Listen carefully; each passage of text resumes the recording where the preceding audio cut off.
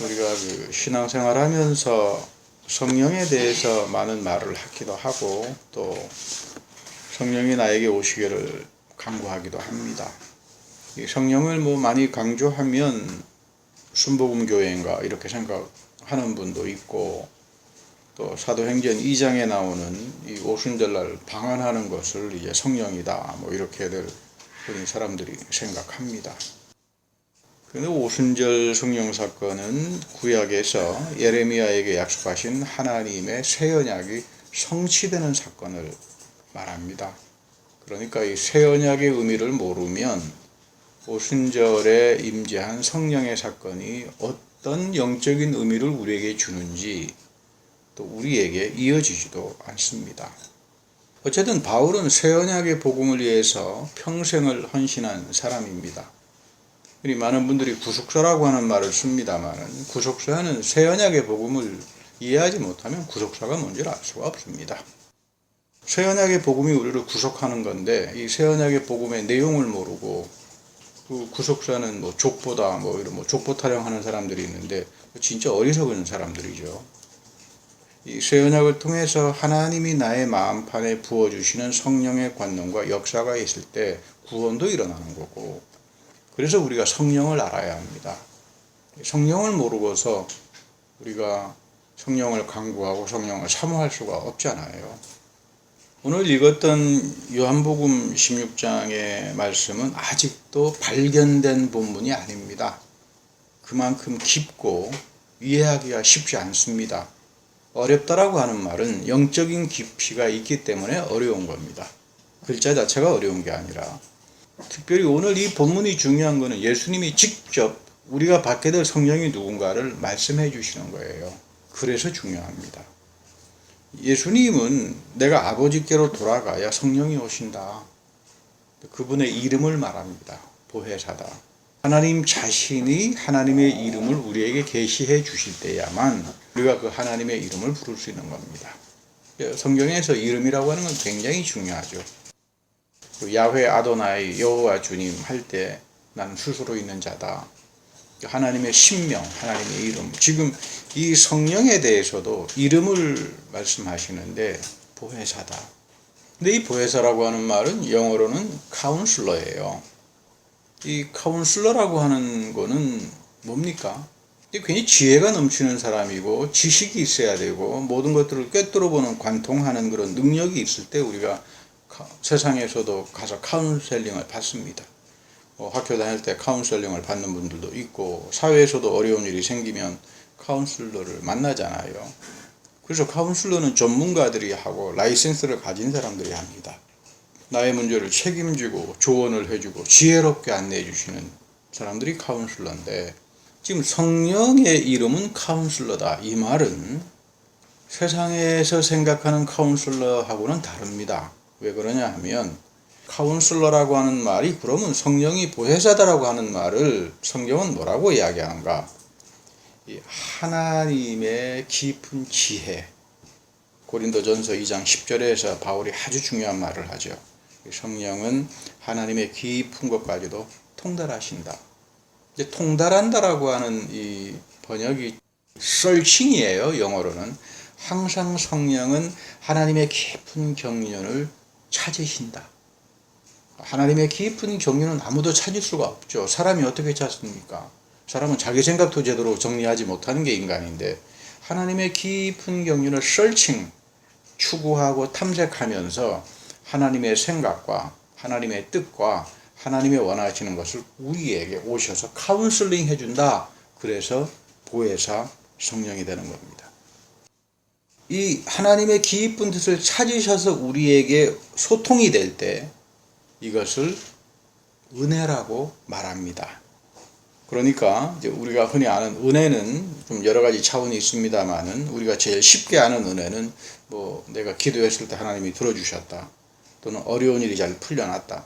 그랬을 때 내가 은혜 받았다. 흔히 그렇게들 사용합니다만은 주로 우리가 사용하는 은혜는 외적 조건에서 나타나는 경우를 가지고 은혜를 말씀하는데 성령께서 보혜사로 오셔서 나에게 드러내주는 은혜는 굉장히 신령한 은혜입니다. 내적인 거고 세상이 알지 못합니다. 차원이 다르죠. 그래서 아주 바울이 중요한 말을 합니다. 영적인 것은 영적인 것으로만 분별이 된다. 이게 무슨 말인가? 원문을 좀 더 정확하게 읽어보면 영적인 하나님의 진리, 하나님의 진리는 우리가 모릅니다. 영적인 세계 속에 들어가야만 하나님의 진리가 진리를 알지. 여러분 교회 안 다니는 사람들, 교회를 다니더라도 건성으로 왔다리 갔다리 하는 사람들에게 하나님의 진리가 열리겠습니까? 열릴 수가 없죠. 그러니까 이 하나님의 진리가 영적인 건데, 신령한 건데, 이것은 영적인 말씀으로만 표현된다 이 말이에요. 영적인 말씀으로만. 그러니까 보혜사 성령이 우리에게 오시사는 가장 큰 사건이 뭐냐 하면 말씀을 열어주는 거예요. 이게 중요한 말입니다. 그래서 루터나 칼빈이나 이 종교개혁 전통에서는 이것을 교리화를 해서 성령의 내적 증거다. 그러니까 여러분들이 성령을 체험하려면 내 안에서 말씀을 열어주시는 그 은혜를 체험해야 비로소 우리가 보혜사로서의 성령을 만나게 됩니다. 여러분 성경에 보면 하나님의 진리에 대한 많은 증거가 있잖아요. 그런데 대부분이 예언의 형식으로 돼 있어요. 그러니까 아무리 읽어봐도 그 예언은 봉해져 있잖아요. 닫혀져 있는 거잖아요. 그리고 장차 미래에 열리는 거기 때문에 뭐 아무리 내가 열어서 읽는다 그렇지만 여러분 이해도 되지 않고 알 수가 없죠. 그래서 성경이 어려운 거예요.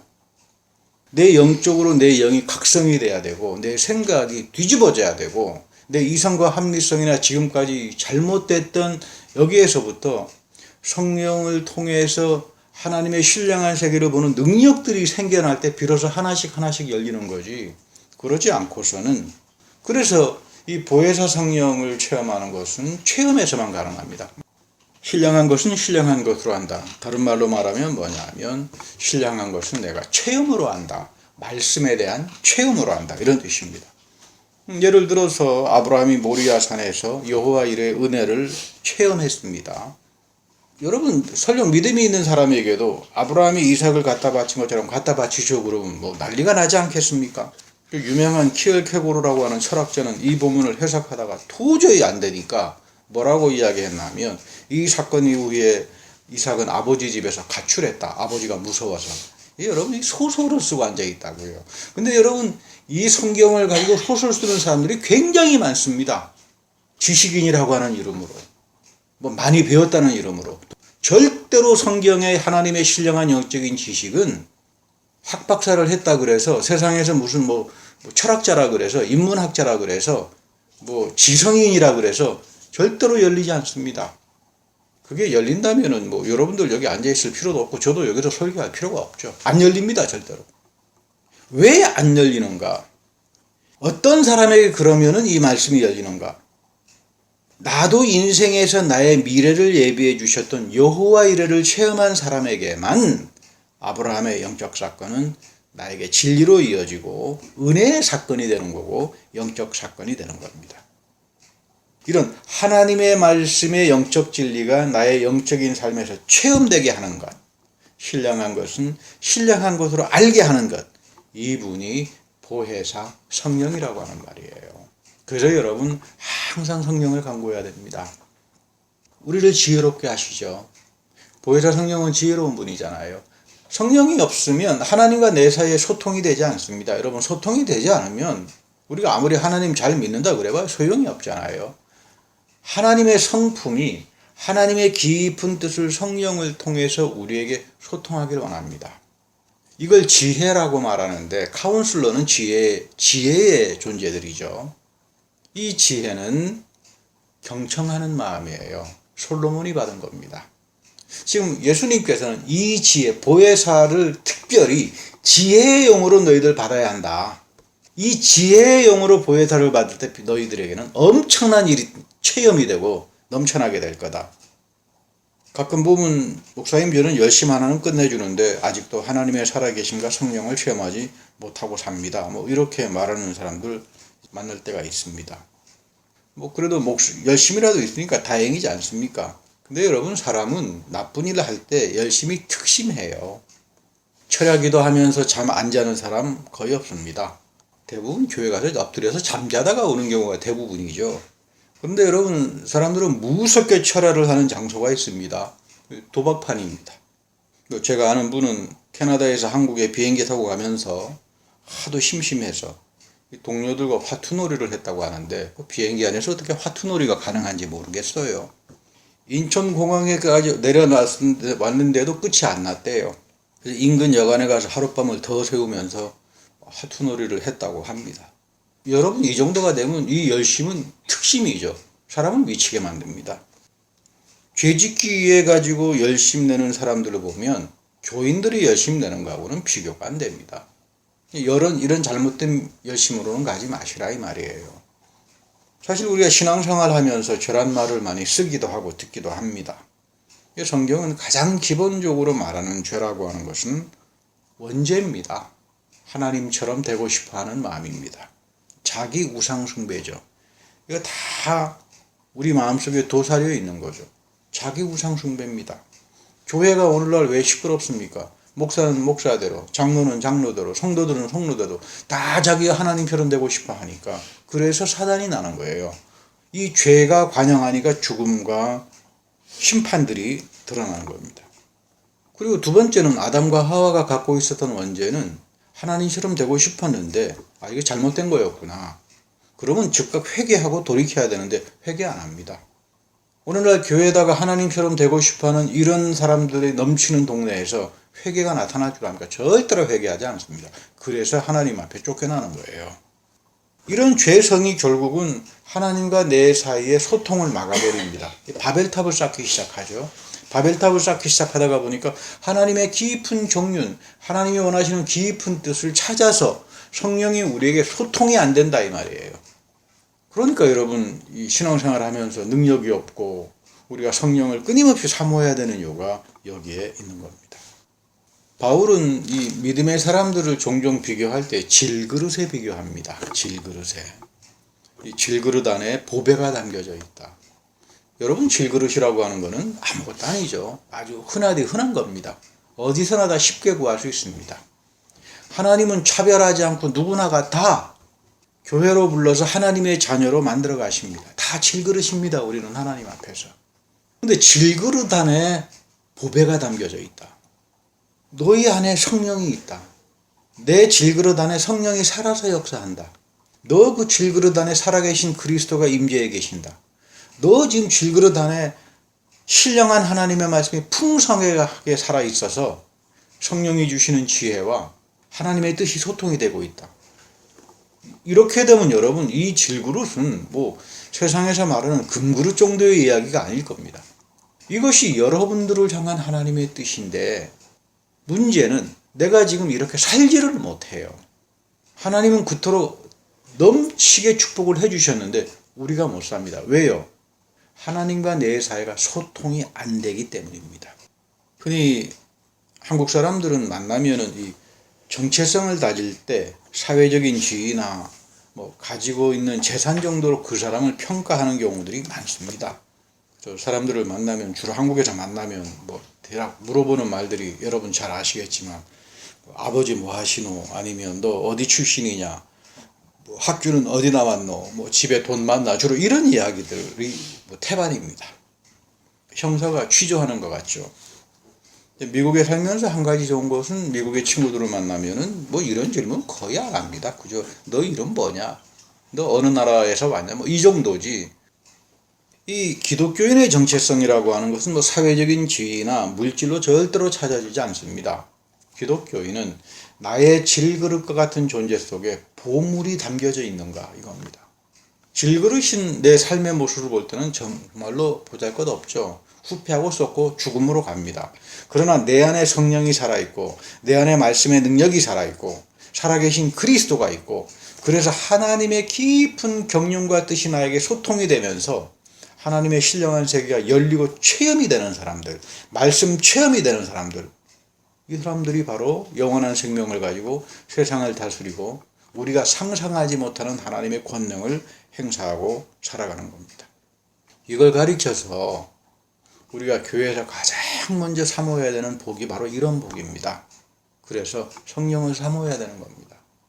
성령을 기도할 때마다 사모하고 성경 말씀을 읽을 때마다 성령을 간구하고, 그게 무슨 주문 외우듯이 한다는 말이 아니라 내가 질그릇과 같은 존재 속에 보배를 담아주시는 분이 성령이기 때문에, 그래서 우리가 간구합니다. 이거 존재의 복이죠.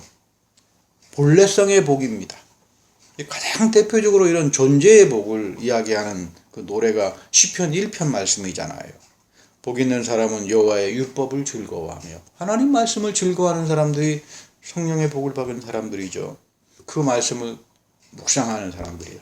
말씀을 읽고 끝나는 게 아니라 되새기고 생각하고 자기 삶 속에서 적용하려고 그러고 그 말씀대로 살아보려고 그러고 그 말씀에 순종하고, 이게 묵상이죠.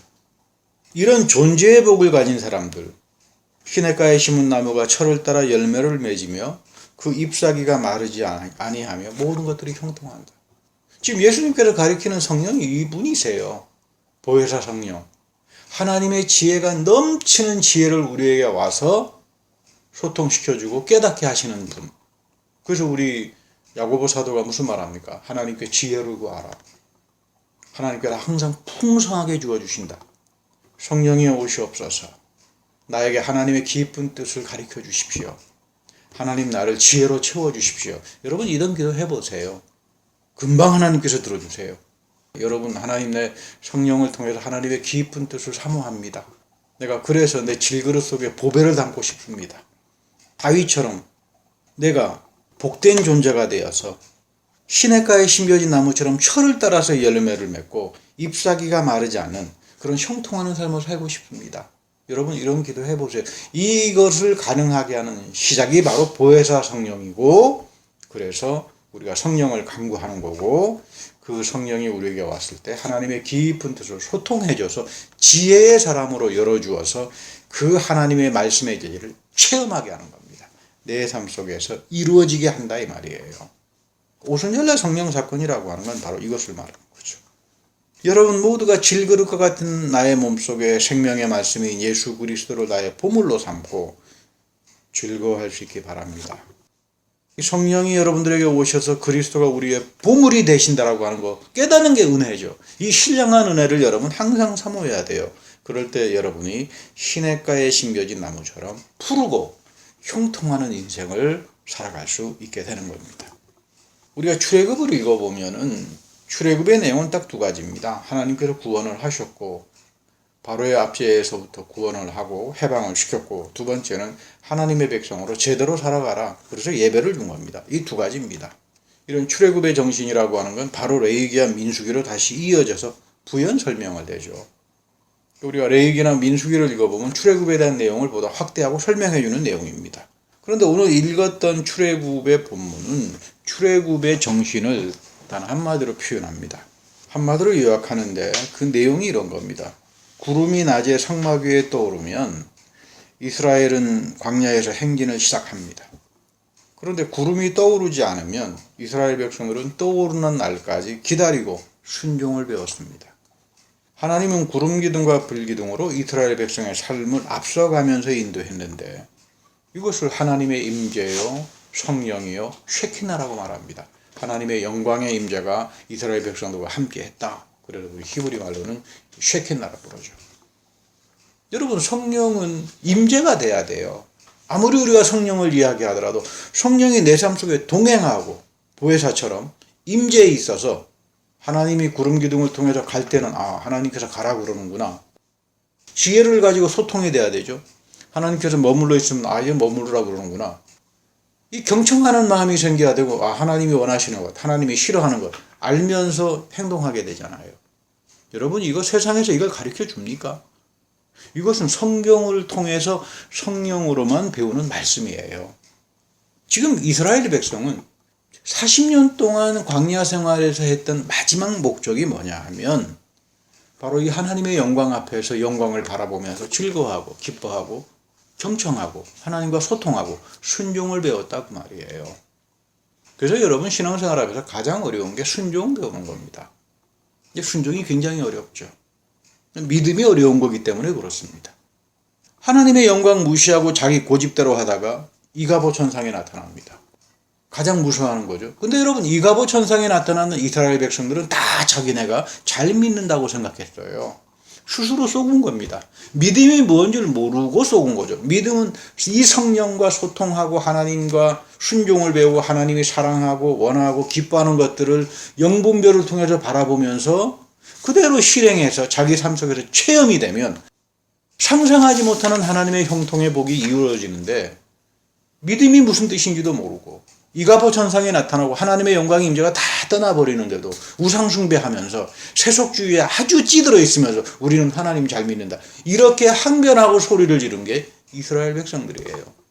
우리가 성령을 간구해야 됩니다. 내 질그릇과 같은 속에 하나님의 보물을 좀 담고 살게 해 주십시오. 하나님의 지혜로 좀 넘치게 해 주십시오. 그렇지 않으면 내 안에 바벨이 와요. 혼란스러움밖에 안 옵니다. 여러분, 오순절날 사건에서 가장 중요한 게 방언을 했다고 하는데 그렇지 않습니다. 방언을 통해서 하나님의 위대한 말을 했다, 그 이야기예요. 본문을 읽어보면 방언 속에서 하나님의 위대한 일, 그게 뭡니까? 새 언약이죠. 하나님이 그 새 언약을 통해서 장차 이루게 되다고 하는 예레미야에서부터 오랜 세월 하나님의 예언이 오늘 여기 성령을 통해서 이루어졌다, 베드로가 그거를 선포했다는 거죠. 그거를 듣고 회개의 사건이 일어납니다. 왜 회개의 사건이 일어납니까? 이 놀라운 이야기죠. 하나님의 기쁜 뜻과 소통이 된 거예요, 거기 있는 사람들이. 그 사람들이 뭐 예수가 누군 줄 압니까? 예수님이 십자가에 죽은 줄이나 압니까? 성령이 와서 너희들이 예수를 죽였다라고 했을 때 사람들이 찔려서 회개합니다. 여러분들이 예수님을 죽였습니까? 우린 예수하고 아무런 상관이 없는 사람들이에요. 성령이 여러분들에게 오셔가지고 하나님의 위대한 일을 드러내고 각성시킬 때, 그때부터 교회가 시작되는 거고 회개의 사건이 시작되는 거고, 그래서 하나님의 아주 소중한 선물인 세례로 이 사람들이 인쳐지는 겁니다. 이것이 여러분 교회의 본질이에요. 교회는 와서 내가 하나님과 소통하는 거로구나. 내가 지금까지 세속적인 생각으로, 아주 그 잘못된 생각으로 내 속에 바벨탑과 같은 이런 잘못된 탑들을 쌓는 것들을 다 부셔버리고 하나님의 지혜로, 그리고 보혜사 성령께서 오셔서 나를 경청하는 마음으로 여기서부터 믿음도 생기고 회개도 생기고, 그래서 내가 내 질그릇 속에 하나님의 보배를 담는데 그 첫 번째 보배가 교회에서 성령 세례를 받는 거로구나. 여러분, 이거 여러분 지키고 살 수 있어야 합니다. 요한복음 16장 23절 24절에 놀라운 말을 합니다. 바로 이런 사람들에게 주어지는 게 기도의 축복입니다. 우리는 왜 기도를 할까? 내가 하고 싶어서 기도하지 않습니다. 예수님께서 해라. 그래서 여기에 나는 순종합니다. 모든 종교에는 하늘을 향해서 간구하고 비는 전통들이 다 있죠. 더욱이 우리 대한민국 문화는 기복 전통이 대단히 심하잖아요. 물 한 그릇 떠놓고 비는 그 전통이 대단히 강합니다. 그 기복신앙이 대단히 강한 문화적인 전통인데, 그런데 여러분, 성경에서 말하는 기도는 기복신앙에서 말하는 기도도 아니고 다른 종교에서 말하는 전혀 그런 기도와 다릅니다. 첫째는 예수님께서 기도를 가르쳐줬어요. 주기도문이죠. 우리가 항상 예배 시간에 주기도문을 생각하면서 그 기도를 배웁니다. 그 내용을 배웁니다. 두 번째는 아버지께서 아버지를 향해서 구해라, 그리스도의 이름으로 주신다, 간구한다. 그러니까 그 어떤 종교에서도 그리스도의 이름으로 간구하고 기도하는 사람들은 없죠. 근데 사실은 여기에 굉장히 중요한 의미가 담겨져 있어요. 예수님께서 기도를 정의해 줍니다. 이 요한복음 15장 26절에 보면 보혜사는, 성령은 아버지께로부터 오신다. 아버지께로부터 오신다. 그러니까 아버지의 깊은 경륜을 서치하고 아버지의 깊은 뜻을 찾아서 우리에게 소통해 주기 때문에 아버지께로부터 오시는데, 하나님의 말씀을 참되게 입증해 준다. 성령이 나에게 오면, 여러분들이 성경을 읽다가 이 말씀이 나에게도 이어지면 여러분 진리가 되는 거 아닙니까? 그 역할을 이제 성령께서 하시는 거죠. 자, 우리가 예를 들어 가지고 성경을 읽으면서 누가 치유함을 입었다. 하나님께서 내가 어려운 병에 있었지만 하나님께서 이렇게 치유를 해주셨구나. 그러면 하나님 말씀이 진리가 되잖아요. 여기에 대해서는 부동의 요지의 믿음을 갖게 되는 거죠. 여러분, 믿음은 바로 그런 거예요. 말씀이 체험될 때 생기는 믿음이 진짜 믿음이죠. 또는 누가 요셉이 형통한 복을 입었다.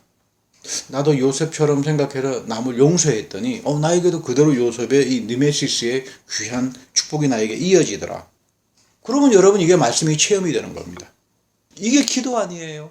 기도는 그렇게 이루어진다 이 말이에요. 성경 안에 아무리 신령한 축복이 있고 은혜의 징표가 있고 기도가 이루어진다는 약속이 있다고 그러더라도 나에게 체험되지 않고 나에게 이어지지 않으면 아무런 소용이 없죠. 근데 대부분은 다 이어지지 않습니다. 그러니까 아무런 소용이 없습니다. 왜? 보혜사 성령이 우리 안에서 나를 각성시키고 그리고 내 안에 하나님의 깊은 뜻을 소통시켜 주시는 그 지혜들이 우리에게 없기 때문에 그런 겁니다. 근데 이 본문을 좀 더 깊숙하게 읽어보면요. 사실 이 본문은 우리는 그냥 쉽게 넘어갈 수 있을런지 모르지만 로마 카톨릭과 이 동방교회, 그러니까 그리스 종교회하고 이 로마 카톨릭 1100년 전후가 됩니다만은 그때는 우리 종교개혁이 있기 이전이고 개신교도 없을 때죠.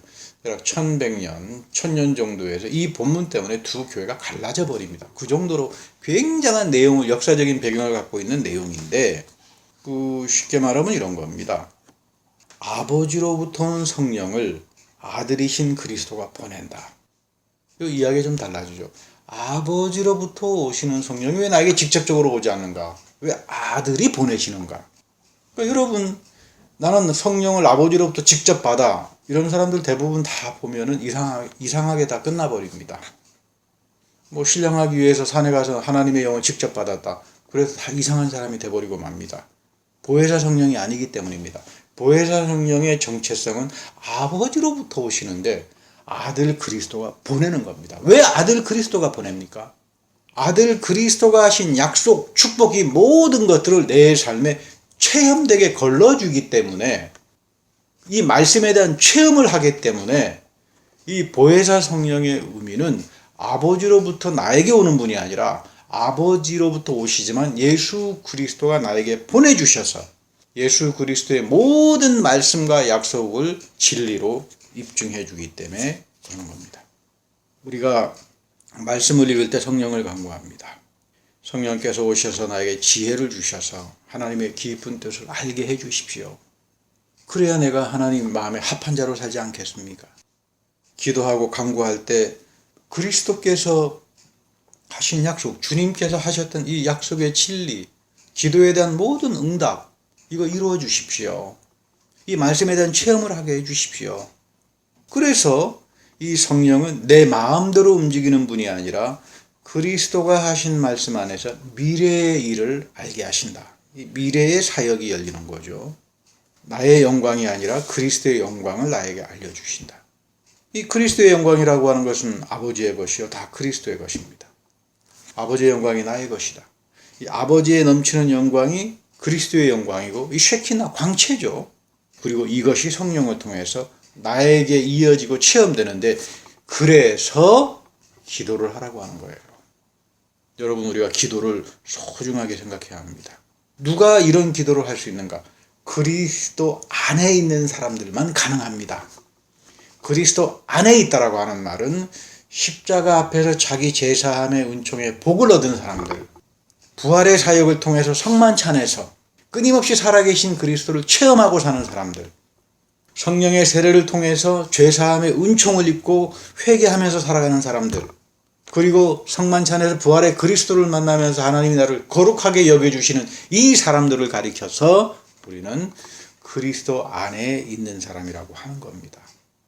이 사람들이 나의 질그릇 속에 보물을 담고 있는 사람들이고 바로 이런 사람들이 기도할 때 하나님께서 그리스도께서 모든 그리스도가 하신 약속, 기도에 대한 형통 이런 모든 것들을 응답하게 하시고 체험하게 하셔서 나에게 이어가게 하는 겁니다. 여러분들이 왜 교회를 나옵니까? 이 축복 때문에 나오는 겁니다. 교회의 본질이 뭡니까? 오순절날 성령 사건을 통해서 교회를 만들어주신 이유도 여러분 하나하나를 예수 그리스도 안에서 십자가의 보혈로 인쳐주시고 부활의 능력으로 새롭게 하셔서 하나님 앞에 의롭게 하시고 거룩하게 여겨주셔서 여러분들에게 성령으로 보혜사 성령의 그 기도의 축복으로 넘치고 충만하게 해주시기 위해서 그러는 겁니다. 이런 성령의 축복이, 이런 지혜의 능력이 이 기도를 통해서 이루어지는 모든 형통함이 여러분들의 인생에 넘치기를 축복합니다. 다 같이 기도하겠습니다. 하나님, 우리의 지혜의 없음과 우리의 세속적인 생각들을 각성시켜 주셔서 주님께서 보내주시는 성령 안에서 새로움을 항상 깨닫게 하시고 기도하게 하셔서 하나님의 깊은 경륜을 추구하시는 성령의 은혜를 통해서 이제는 주님과 소통하고 주님의 뜻을 알아듣고 그렇게 하나님과 교제하며 살아가는 주님의 귀한 기도에 축복된 자녀들이 다 되게 하옵소서. 우리 구주 예수의 이름으로 기도합니다. 아멘.